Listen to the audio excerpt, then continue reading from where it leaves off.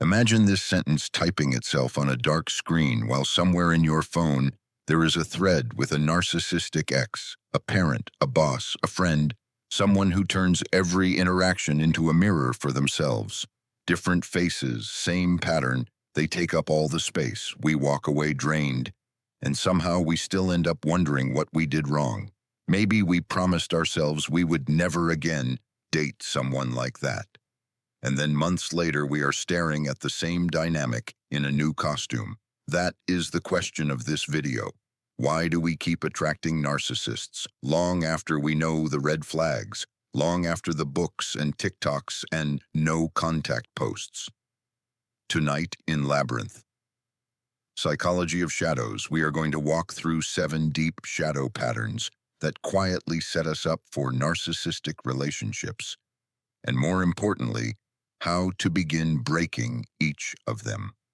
We are going to look not only at childhood and attachment, not only at Jung's shadow and the culture of performance, but also at what this pattern does to the body. The jaw that never unclenches, the stomach that knots every time their name appears, the nervous system that lives on red alert. By the end, the goal is simple: not to demonize narcissists and not to glorify ourselves as victims, but to see the architecture of the pattern so clearly that it becomes much harder for anyone to walk into our life and build the same house again. To start, we need to clear one misconception.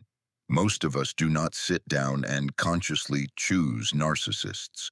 We do not wake up and decide, today I will pick someone emotionally unavailable, empathy impaired, and highly self-centered. What actually happens is more subtle and more frightening. As Viktor Frankl wrote, when we are no longer able to change a situation, we are challenged to change ourselves. The reason narcissists keep showing up is not that there is something uniquely wrong with us. It is that certain parts of us were trained for them. Those parts feel like home when they meet a narcissistic style of love, even if that home was chaotic, painful, and full of emotional debt. So the work is not about blaming ourselves. It is about understanding which invisible agreements we are carrying that narcissists instinctively recognize. Shadow Pattern 1. The Echo Self. Everyone knows the myth of Narcissus, the man who fell in love with his own reflection. Fewer people remember Echo, the nymph who could only repeat what others said. She had no voice of her own. Many of us enter relationships as Echo, without realizing it. Maybe we grew up with a parent who filled the room with their feelings. Their rage, their anxiety, their depression defined the weather of the house. When they were calm, everyone could breathe. When they were not, everyone walked on eggshells. In that kind of climate, a child quietly learns, my job is to sense them, not to sense myself. We become experts at reading micro-signals, tone, posture, silence, because our safety depends on it. This sensitivity can later look like empathy, like being a good listener, like being the one friends call at 3 a.m. But underneath it is a strong habit. We echo, we nod, we soothe, we adapt. Narcissists are magnetized by echo because they are not looking for a partner. They are looking for an audience. Someone who is used to vanishing into other people's moods feels perfect. At first, they call it, you get me like no one else. What they really mean is you agree not to exist too loudly.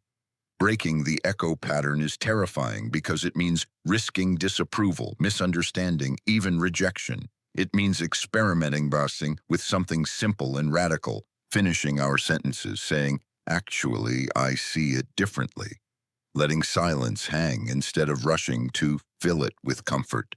In the beginning, it feels wrong, even cruel, because the child part of us still believes that keeping others calm is the price of being allowed to stay. But over time, every small act of not echoing sends a new message to the nervous system. I am allowed to be someone, not just a reflection. Narcissists do not thrive in rooms where other people insist on existing. Shadow Pattern 2, the porous wall. In healthy relationships, there is an invisible door between self and other.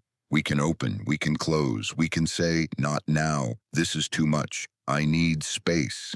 A lot of us were never taught where that door is. Maybe every attempt at no in childhood was punished, shamed, or simply ignored. Maybe we had a parent who rummaged through our thoughts, diaries, phones, as if our inner world was public property. Maybe the sentence, "you're selfish," was thrown around whenever we tried to protect our time or energy. The result is an adult whose walls are more like mist. People walk through whenever they want. Narcissists test for porous walls very early. They overshare intensely on the first few dates, then watch how we respond. They call during work hours and talk for an hour about themselves. They send messages late at night with a sense of urgency and see if we stretch ourselves to answer. If our nervous system has been trained to believe that other people's emotional state is our responsibility, their intrusion does not feel like intrusion. It feels like an invitation to be important. It feels like being chosen as the only one who really understands. The problem is that porous walls let in everything: compliments, trauma dumps, demands, rage. To rebuild a door means practicing tiny boundaries in low-stakes situations and letting the body feel that nothing terrible happens when we use them. We start with, "I'll reply tomorrow. I can talk for 10 minutes, then I have to go. I don't want to discuss this right now." It sounds simple, but for someone raised to feel guilty for any boundary, these sentences are acts of rebellion. Narcissists tend to disappear when doors appear, because doors mean they can no longer treat our life as an extension of theirs. Shadow Pattern 3, the broken mirror of self-worth. Erich Fromm wrote that in a market culture, people experience love the way they experience buying and selling, as an exchange of value packages. Many of us carry a quiet belief that we, as we are not enough. Maybe we were compared to siblings. Maybe praise came only for achievements, never for existence. Maybe affection was withheld unless we performed. Good grades, good behavior, good mood. So we grow into adults who secretly wait for someone superior to pick us. Someone with charisma, status, beauty, or power. When a narcissistic person focuses their spotlight on us, it hits that wound perfectly. Suddenly, the part of us that feels small lights up. If someone like this wants me, then maybe I am finally special. That is why, even in the middle of obvious disrespect, we find ourselves defending them to friends, explaining their behavior, minimizing their cruelty.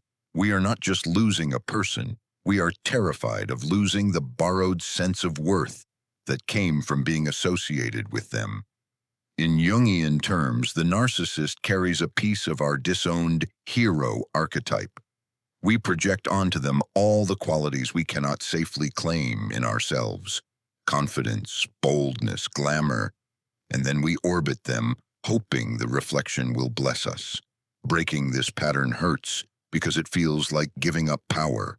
But the truth is the opposite. As long as our worth is rented from someone else's approval, we will accept almost anything to keep the lease. The first step is brutally honest inventory. If we remove the story that they are so special, what is actually left? How do we feel in our body most of the time we are with them? Calmer and more rooted, or more anxious and unsteady? If the honest answer is small, tense, off balance, then whatever value they bring is not worth the price.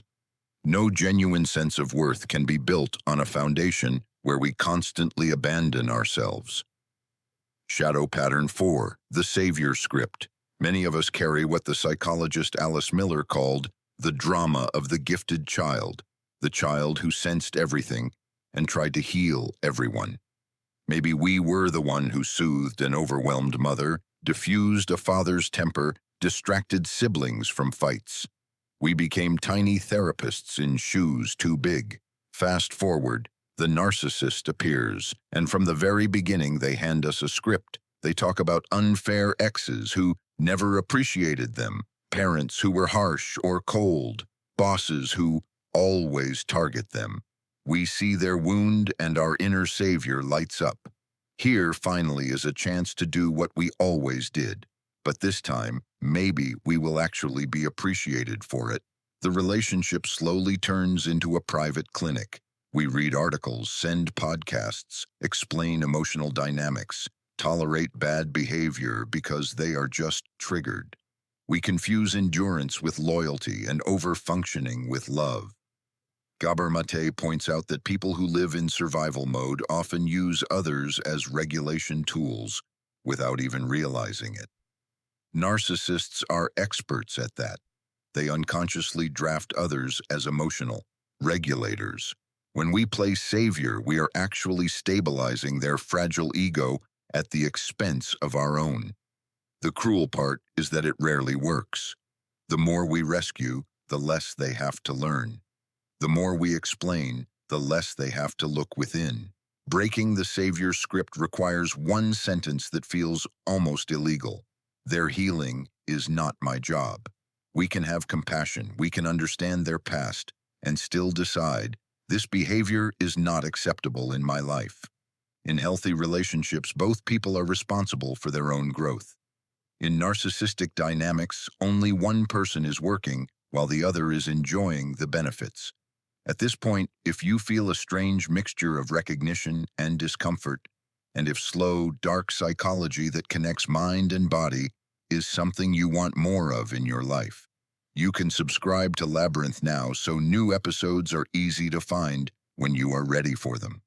It's a simple way to stay close to long-form, carefully built explanations instead of random bite-sized advice that never goes deep enough.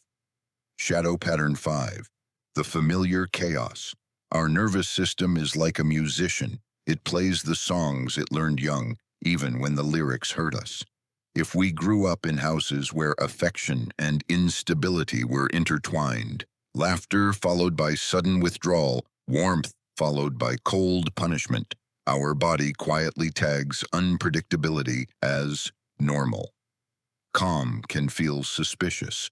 Someone who texts back reliably, who speaks honestly, who apologizes when they hurt us may feel flat. Our body does not register them as chemistry. It registers them as unfamiliar. Meanwhile, a narcissist with their intense charm one day and distant contempt the next feels strangely alive. We mistake nervous system activation for destiny. Studies on attachment and trauma bonding show that intermittent rewards, love, then neglect, praise, then criticism, are far more addictive than consistent ones. The brain starts releasing dopamine not at the reward itself, but at the anticipation of it. We become gamblers at an emotional slot machine. Maybe this time they'll really see me. Maybe this time the apology will mean something. The more unpredictable they are, the more we obsess. The body associates anxiety with love and peace with boredom. Changing this pattern is not about forcing ourselves to like people we are genuinely not drawn to. It is about slowing down enough to notice when chaos is wearing the mask of passion. When we meet someone new and feel that intense pull, it is worth asking, do I feel grounded and curious or slightly dizzy and off-center? Is my body open or braced? Healthy excitement feels like expansion. Trauma chemistry feels like spinning. We may need to practice staying longer in relationships that feel safe but too quiet, and watch what surfaces, often an old panic that says, if I relax, something terrible will happen. Sitting with that panic instead of running back to roller coaster love is one of the bravest things we can do. Now we step into the dedicated body chapter, the place where all of this psychology is written in muscle, breath, and symptoms. Shadow Pattern 6. The body on red alert.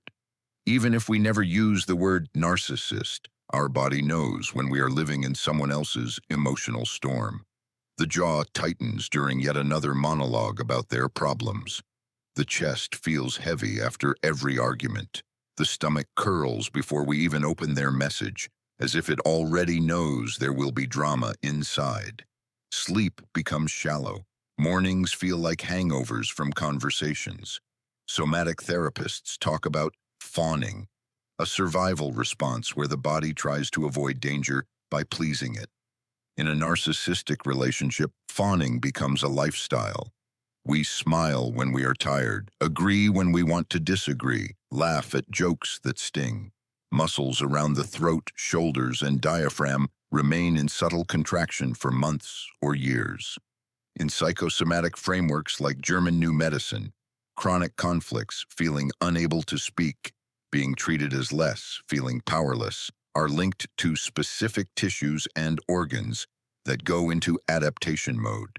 Whether or not we follow every detail of that model, the core message is hard to deny. Our tissues listen to our stories. The person who constantly swallows their anger may develop a lump in the throat sensation that never fully goes away.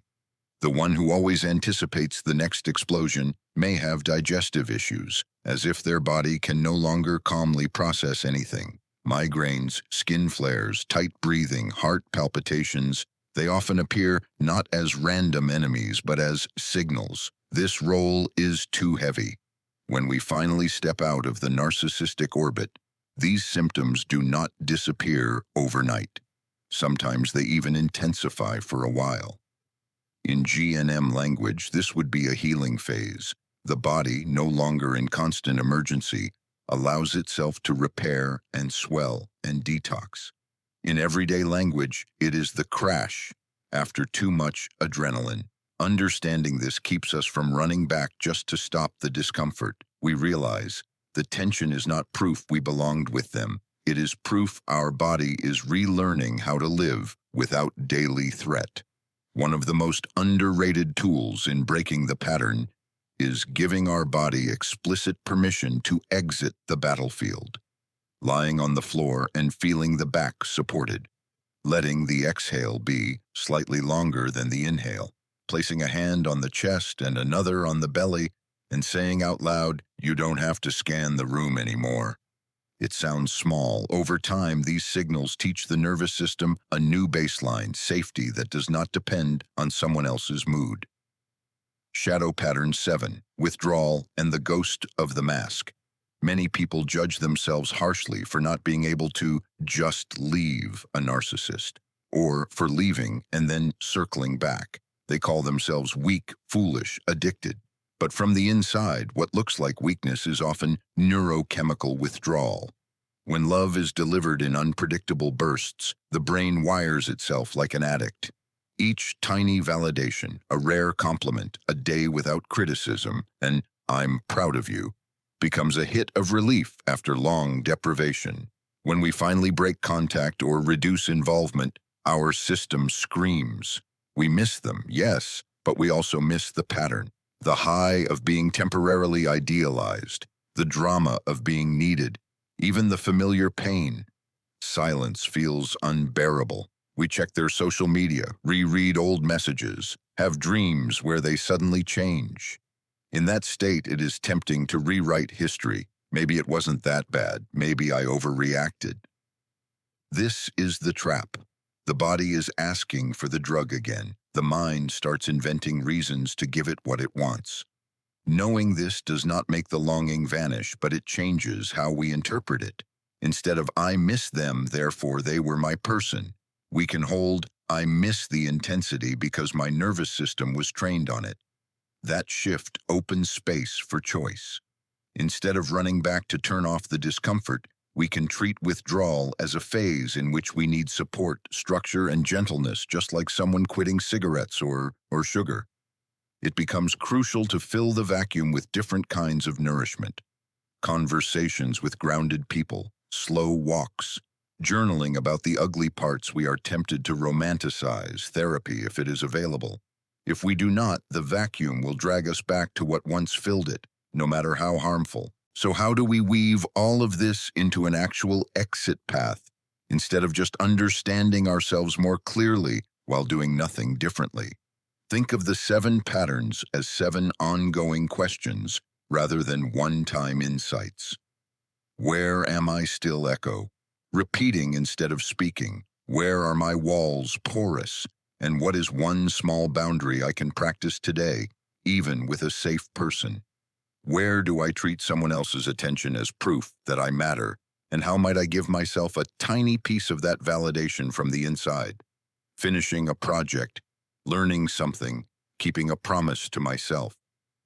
Where am I trying to save rather than relate, building a private clinic instead of a partnership?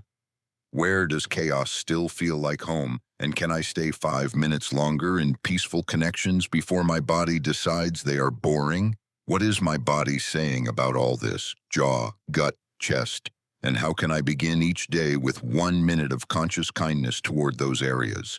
And when withdrawal hits, can I remember that wanting to go back is a symptom, not a prophecy? Nietzsche wrote, "He who fights with monsters should look to it, that he himself does not become a monster.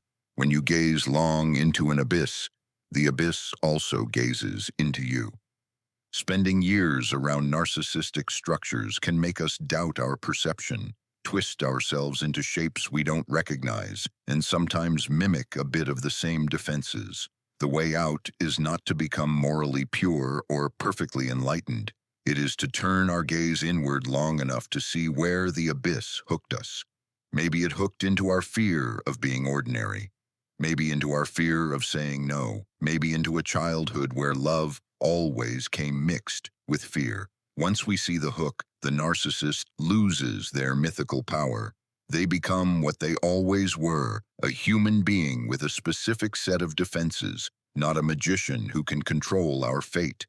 The deeper invitation of this whole topic is not to memorize red flags, although those are useful. It is to build a life in which we no longer need the kind of validation that narcissists offer.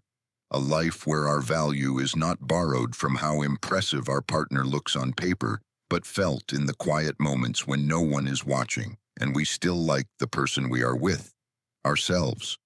A life where our body does not have to brace before every conversation. A life where being enough is not a distant goal, but a baseline we protect.